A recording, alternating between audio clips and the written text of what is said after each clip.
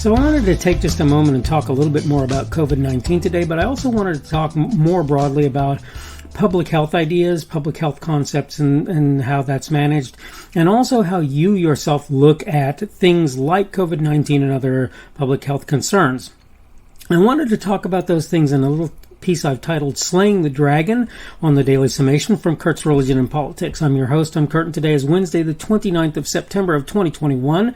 Welcome to everyone who's here on Rumble, on the podcast, and on YouTube. Remember, Rumble is my preferred platform, and again, today we're going to talk on the subject of slaying the dragon. And I'm going to start by reading my notes to give you a little bit of an idea of where I am. Who among us would be silly enough to say one day the flu is no longer going to be around? Okay. Now, of those folks who would say we're going to take drastic action until that happens. Considering, much like other viral illnesses, there's not a single strain of flu, if you took that perspective, barring being aware of something radical on the horizon, I think most sensible people would label you, well, frankly, bonkers.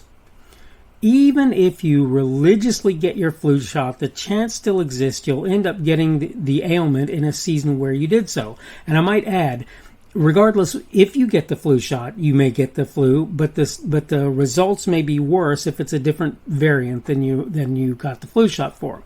To be fair, that's because you may get an inoculation for strain A, and strain B may be the prevalent strain this year.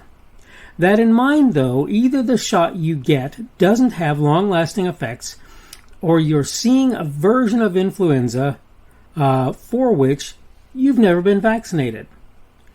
Breaking it down, if you regularly get the jab for that illness, you should expect to have immunity against that strain.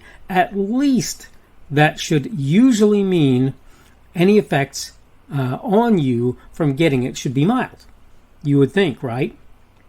Here's something I do believe, though. If you can be protected against strain A and have strain B come out as prevalent, you can pretty much bet the world will never get rid of that condition.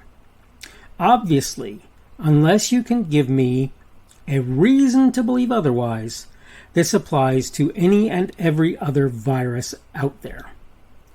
What I find interesting is, if I go out and get my shot, it's reasonable to assume I have some level of protection. As such, do I tend to worry about whether anyone else has done likewise, whether or not they've gotten their shot, their vaccination?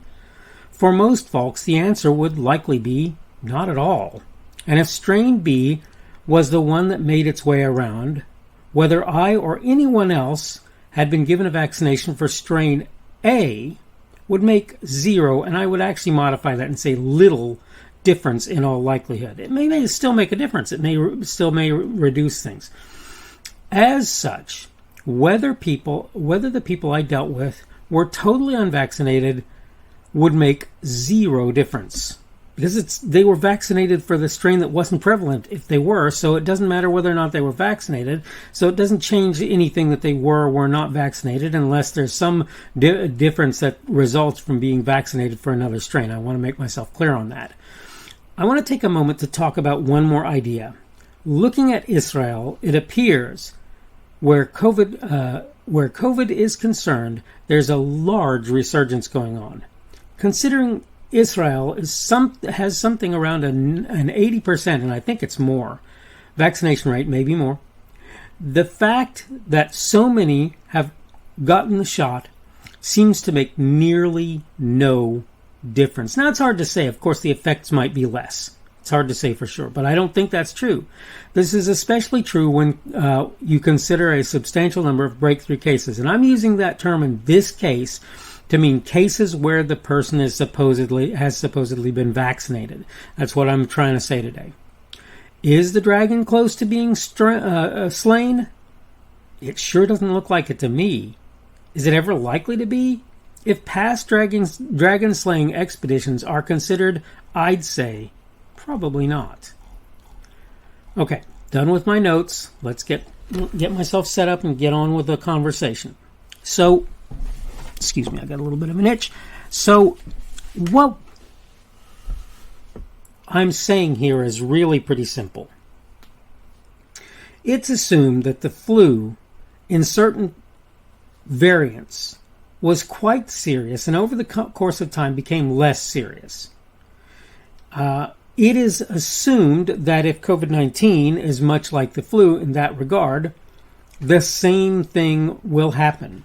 It will be more serious in the first couple of iterations, and in subsequent iterations, maybe more spreadable, communicable, but less dangerous, okay, as time goes on. This is the assumption that's being made. I want to point out something else that kind of struck me as I was going through this analogy of slaying the dragon, which somebody on one of the social media platforms put a meme out there that was a cartoon talking about slaying the dragon and about getting 90% of the way there and then leaving the dragon to recover. Let me just point something out to you.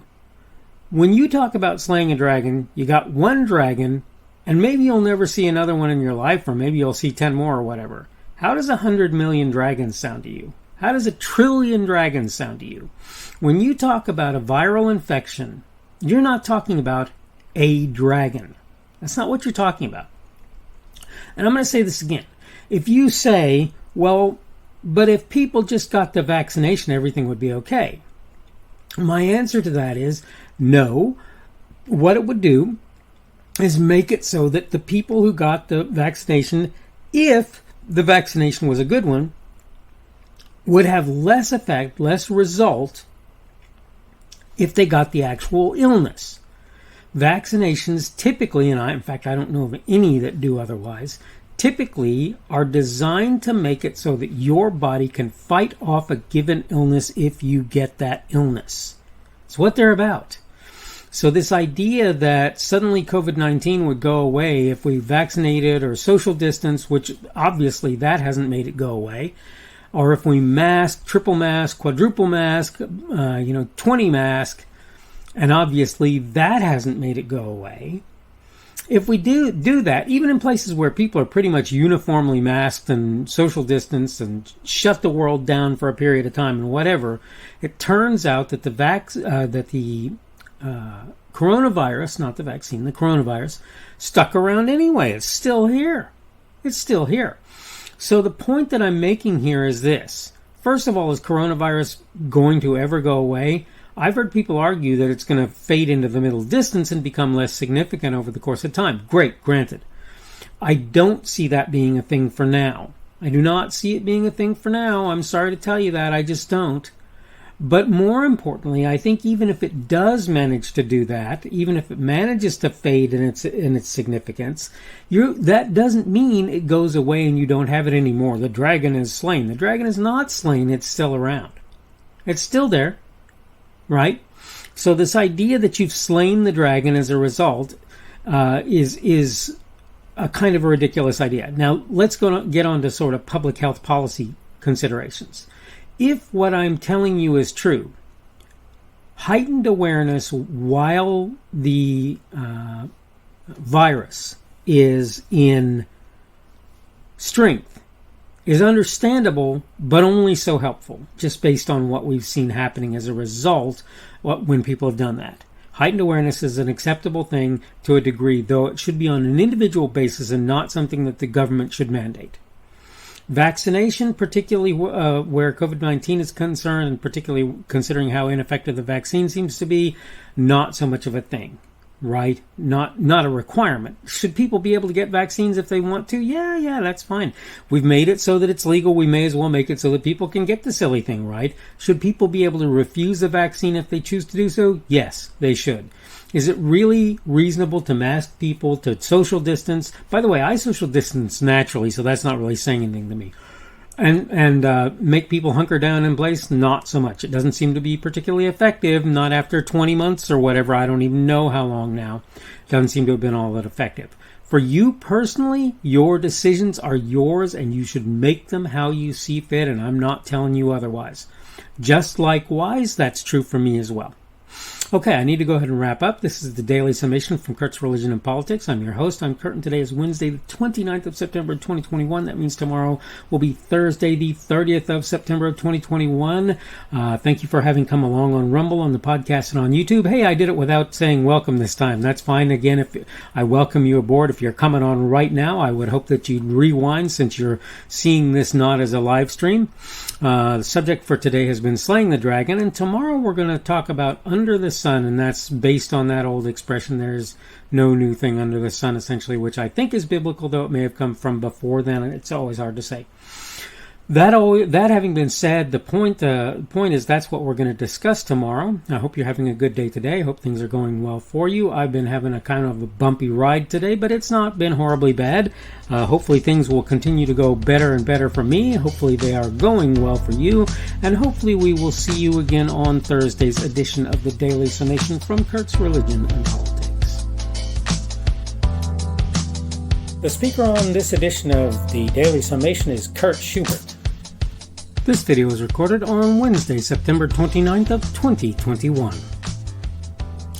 The Daily Summation is created for Kurt's Religion and Politics.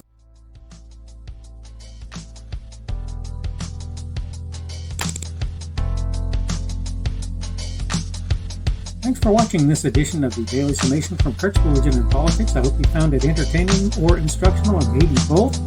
If you want to see more from me, you can go to blogs.kpschubert.com. That's blogs.kpschubert.com. I am on Twitter, Parler, and Minds.com. My handle on each of those is @kpschubert. That's @kpschubert. I have a Rumble and a YouTube channel. They are the Kurt's Religion and Politics channels on Rumble and YouTube. I have a Facebook page. The Facebook page is Kurt's Religion and Politics as well. I am on Patreon. If you want to support me, that's one of the better places you can do that. And you will find me at Kurt's Religion and Politics on Patreon. I have a podcast. The podcast is podcasts with an S, .kpschubert.com. That's podcasts.kpschubert.com. I think you should be able to find me with relative ease on Apple Podcasts, Google Podcasts, and Spotify as well. The best way I find to do that is to look for Kurt's Religion and Politics. You can try to use the Daily Summation. I find that it doesn't work as well as a general rule, but you can always try that. I'm glad to have you aboard today, and hopefully we will see you again tomorrow.